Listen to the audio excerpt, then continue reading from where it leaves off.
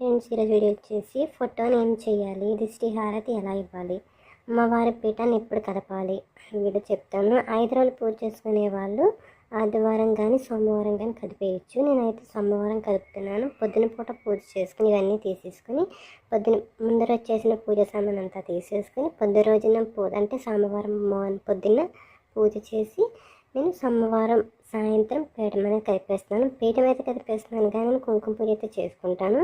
కుంకుమ అయితే తీసాను. ముందుగా దిష్టి హారతి కోసం సాయంత్రం చేసిన తర్వాత దిష్టి హారతి కోసం పసుపు కుంకుమ అక్షింతలు, పసుపు కుంకుమ పచ్చకర్పూరం ఇవన్నీ వేసి కొంచెం వాటర్ వేసి ఈ విధంగా కలుపుకోవాలి.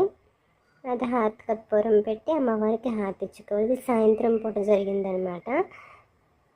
ఈ విధంగా అమ్మవారికి పీఠం నేనైతే సోమవారం సాయంత్రం కదుపుతున్నాను.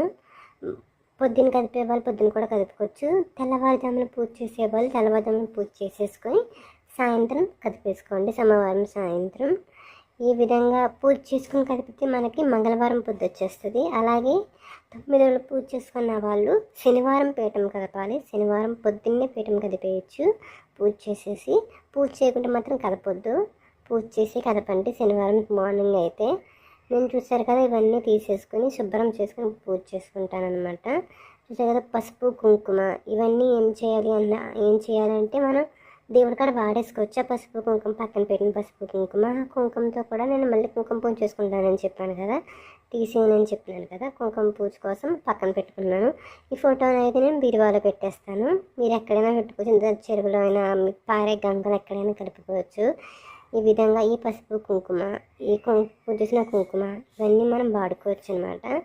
పూజ చేసిన తర్వాత ఆ కుంకాన్ని మనం బొట్టుగా పెట్టుకోవచ్చు. ఇలా అక్షింతలు, నిమ్మకాయలు ఇవన్నీ మనం ఇంట్లో అక్షింతలు అయితే స్కూల్కి వెళ్ళే పిల్లలకి ఇలా పూజ చేసిన అక్షింతలు కుంకుమను బౌల్లో వేసుకుని ఎక్కడికైనా బయటకి పెట్టుకోవచ్చు. అలా అక్షింతలు కూడా ఇలా పూజ చేసిన అక్షింతలు కూడా బౌల్లో వేసేసుకుని మనం ఎక్కడికైనా బయటకు వెళ్ళినప్పుడు స్కూల్కి వెళ్ళినప్పుడు వేసుకుంటే చాలా మంచిది అనమాట. ఈ విధంగా పట్టు వస్త్రాన్ని ఇవన్నీ తీసేసి దూది వస్త్రాన్ని ఇవన్నీ తీసేసి మనం పక్కన పెట్టేసుకుందాం. ఇలా ఫోటోని నేనైతే బీరువాలో పెట్టుకుని దాచుకున్నాను. చీరలో కలిపేతనగా కలిపేయచ్చు. మనం ఎప్పుడైనా మీరు 9 రోజులు పూజ చేసినట్టు ఖచ్చితంగా శనివారమే కదపండి. పూజ చేసి కదపండి. అదైనా ఈ తాంబూలం కూడా మనం వాడేసుకోవచ్చు. లేదా ముత్తైదువులకు ఎవరికైనా ఇవ్వచ్చు.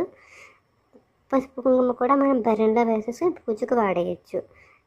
ఈ విధంగా ఎలా అనిపించిందో కామెంట్ చేయండి. వీడియో సబ్స్క్రైబ్ చేసి పక్కన బెల్ ఐకాన్ నొక్కండి. తప్పకుండా ఒక లైక్ చేయండి. మీరు శనివారం కదుపుతున్నారో లేదా ఇప్పుడు కదిపేస్తున్నారో చెప్పండి కామెంట్లో. సబ్స్క్రైబ్ చేసి పక్కన బెల్ ఐకాన్ నొక్కండి.